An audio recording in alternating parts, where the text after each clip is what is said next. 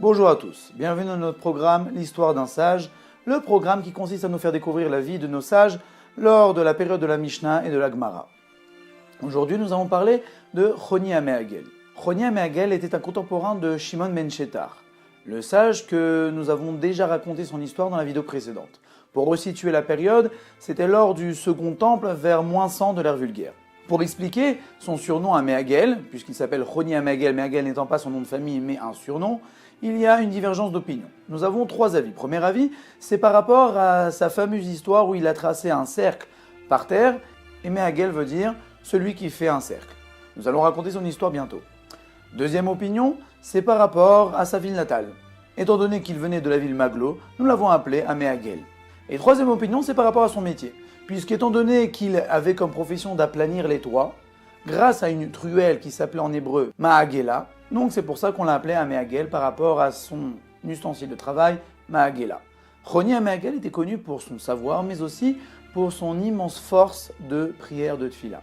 Comme nous allons le voir dans l'histoire suivante, qui est une histoire assez connue. C'était lors d'une famine en Eretz Israël.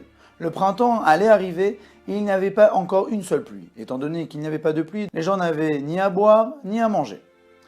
Alors ils sont allés voir Choni HaMe'agel, étant connu pour sa force de prière. Ils ont demandé à Choni est-ce qu'il pouvait prier pour que Akadosh Baruch Hu fasse pleuvoir. Alors Choni HaMe'agel traça un cercle par terre et se mit à l'intérieur du cercle. Et il dit à Akadosh Baruch Hu, je te jure, Dieu, que je ne sortirai pas d'ici tant que tu ne feras pas pleuvoir. Alors là, Akadosh Baruch Hu fit pleuvoir, mais une pluie très fine. Là, Choni HaMe'agel dit, non, ce n'est pas une pluie comme ça que j'ai demandé. Alors là, Akadosh Baruch Hu fit pleuvoir une pluie torrentielle, que chaque goutte était énorme. Et là, Choni HaMe'agel continue, non, ce n'est pas non plus une pluie qui détruit tout que j'ai demandé. J'ai besoin d'une pluie d'abondance, une pluie plaisante, une pluie qui ferait des récoltes, et non pas une pluie aussi forte. Et là, Akadosh Baruch Hu se plia à la volonté de Choni HaMe'agel et fit pleuvoir comme Choni HaMe'agel demanda. Alors là, la pluie continua, si bien que Yerushalayim était pleine d'eau. Alors là, les gens sont venus voir Choni HaMe'agel pour lui demander « Est-ce que maintenant tu peux prier pour faire cesser cette pluie ?»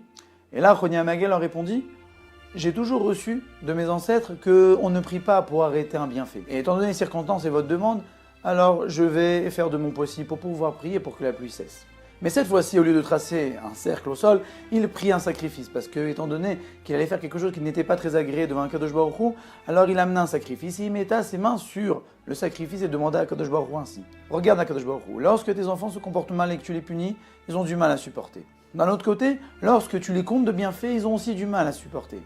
Alors je te demande d'arrêter cette pluie, s'il te plaît Akadosh Baruch Hu, pour faire plaisir à tes enfants. Et là, Akadosh Baruch Hu arrêta la pluie, si bien qu'immédiatement l'abondance commença. À la suite de cette histoire, Shimon ben Shettar, qui était le dirigeant d'Eretz Israël, dit sur Choni HaMe'agel, regarde Choni, tu as fait quelque chose de pas correct. Tu as parlé avec Akadosh Baruch Hu un peu avec impolitesse. On ne parle pas ainsi à Akadosh Baruch Hu. Si tu n'avais pas été Choni, je t'aurais déjà excommunié. Mais étant donné que tu es familier avec Akadosh Baruch Hu, qu'il te prend pour son fils, de la même manière que lorsqu'un fils se comporte mal, le père non seulement le garde à la maison mais lui fait plaisir, alors de même, toi, Choni HaMe'agel, tu es considéré comme un fils très familier à Akadosh Baruch Hu. Donc même si tu t'es mal comporté, alors Akadosh Baruch Hu a fait ta volonté. Et même le grand tribunal a été choqué par ce comportement, mais vu la grandeur de Choni HaMe'agel, on ne pouvait rien dire. Cela est la première histoire. La deuxième histoire est un peu moins connue, mais aussi connue, c'est qu'une fois Choni HaMe'agel, il se promenait en chemin, il vit une personne qui planta un caroubier. Et là, il lui demande, mais pourquoi tu plantes un caroubier? Il dit, pour avoir des fruits.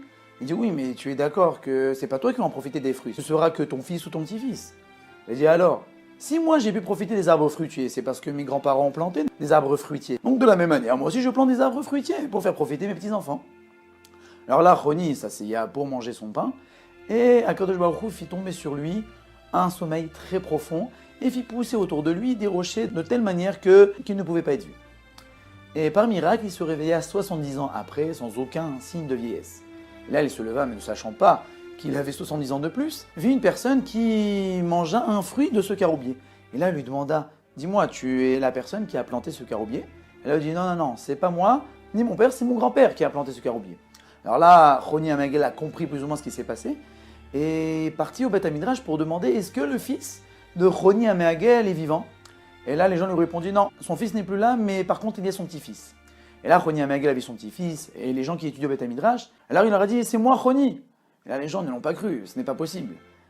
Alors bon, il a compris qu'il ne pouvait pas être cru, mais au moins, il voulait faire profiter de sa Torah. Étant donné qu'il avait un savoir beaucoup plus grand que sa génération, donc il s'est dit, s'ils ont des questions, moi je pourrais leur répondre. Et effectivement, les gens avaient des questions, et là il leur répondait du tac au tac. Et là il leur a ouvert les portes de la sagesse. Mais vu que les gens ne croyaient pas que c'était Choni Hamegel, alors ils n'arrivaient pas à prendre de lui. Et là Choni Hamegel s'est dit, de la même manière qu'une femme qui veut allaiter, qui n'a pas de bébé pour allaiter, souffre énormément, alors moi aussi j'ai envie de faire partager ma Torah, mais personne ne veut prendre de moi. Alors là, il prie à Akadosh Baruch Hu pour pouvoir mourir. Et Akadosh Baruch Hu exauça sa prière et a mis fin à ses jours. Il est commun de dire que la sépulture de Choni Hamegel se trouve aux alentours de Tzfat. Le Ben Ishraï nous dit qu'il y a une ségoula, que lorsqu'il y a une famine, ou il y a des moments où la pluie ne tombe pas et que les récoltes sont en danger, d'aller sur le tombeau de Choni Hamegel et de faire une fila pour ainsi utiliser aussi bien notre force de tfila, mais aussi la force de tfila de Choni Hamegel, qui est, comme nous l'avons vu, réputé pour la force de sa prière.